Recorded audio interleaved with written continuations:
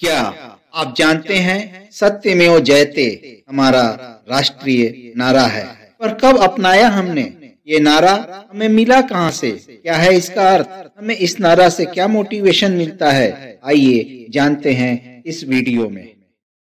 नमस्कार दोस्तों, मैं ईजी आप सभी का अपने YouTube चैनल एंटरटेन द गुरु में स्वागत करता हूं, एक और एंटरटेनिंग, एजुकेशनल और मोटिवेशनल वीडियो के साथ।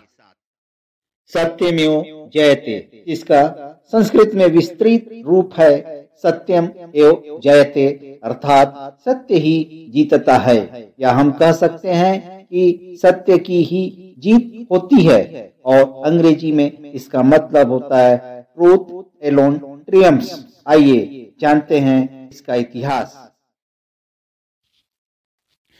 सारनाथ, जहां पर महात्मा बुद्ध ने दिया था अपना प्रथम उपदेश अपने 5 शिष्यों को, जहां से शांति और अहिंसा की खुशबू फैली पूरे विश्व में, उसी स्थान पर 250 ईसा पूर्व यानी कि 250 बीसी में भारत के महान सम्राट अशोक ने एक एकाश्म स्तंभ यानी कि मोनोलिथिक पिलर का निर्माण कराया, जिसके टॉप पर हैं 4 सिंह यानी कि 4 शेर चारों दिशाओं में देखते हुए, और इन शेरों की वजह से इस अशोकन पिलर को सिंह स्तंभ या लायन कैपिटल भी कहते हैं, और इन चारों शेरों के शीर्ष भाग को सिंह चतुर्मुखी कहते हैं, और इन्हीं सिंहों के नीचे लिखा है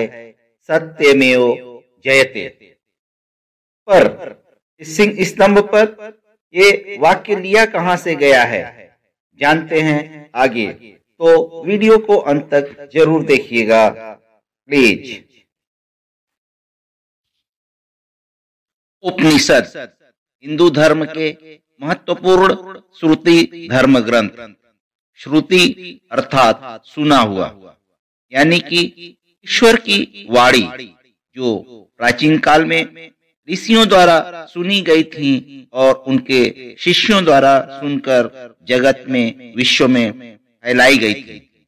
ऐसे ही श्रुति ग्रंथों में कुल 108 उपनिषद भी हैं, जिनमें 13 मुख्य हैं, और हर एक उपनिषद वेदों से जुड़ा हुआ है। उपनिषद ही हमारे सभी भारतीय दर्शन अर्थात इंडियन फिलोसॉफी के मूल स्रोत, मूल ओरिजिन हैं। इन्हें वेदांत भी कहते हैं।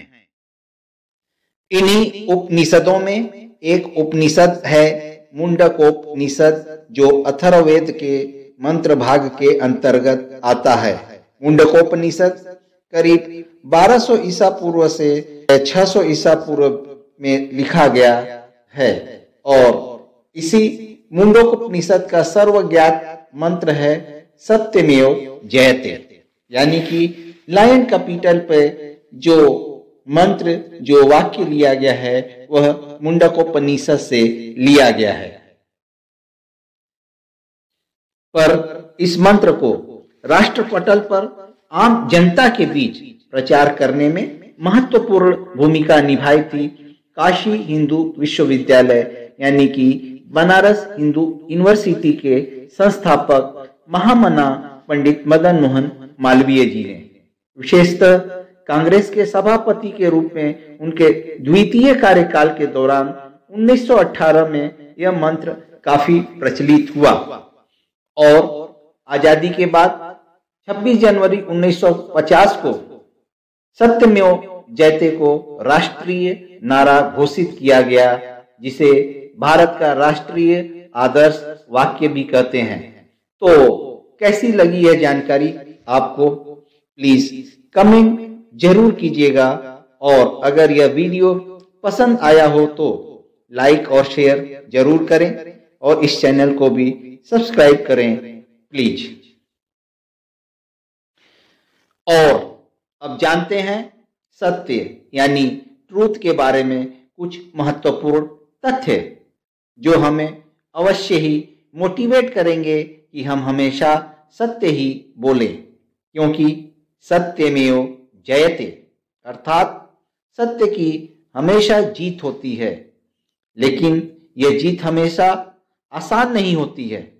इसलिए कहते हैं कि सत्य परेशान हो सकता है, पराजित नहीं, भले ही जीत के लिए उसे लंबा संघर्ष करना पड़े। सत्य के मार्ग पर अक्सर इंसान को अकेला चलना पड़ सकता है, हर बाधाओं को अकेले लड़ना पड़ सकता है। सत्य के मार्ग पर चलने वाले को लोग गलत भी समझते हैं, पर जब सत्य की जीत होती है तो सब उसके साथ होते हैं, सब उसका सम्मान करते हैं।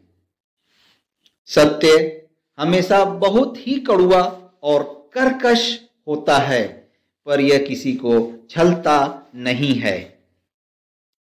सत्य अमर है, इसे कोई नहीं मार सकता, इसलिए सत्य हर पल जीवित रहता है।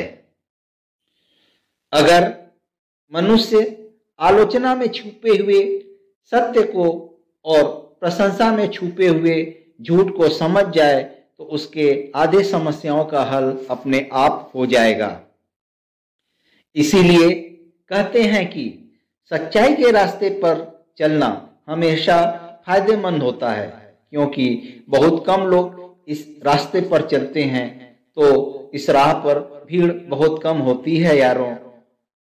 और अंत में हम कह सकते हैं एक बार फिर से, सत्यमेव जयते।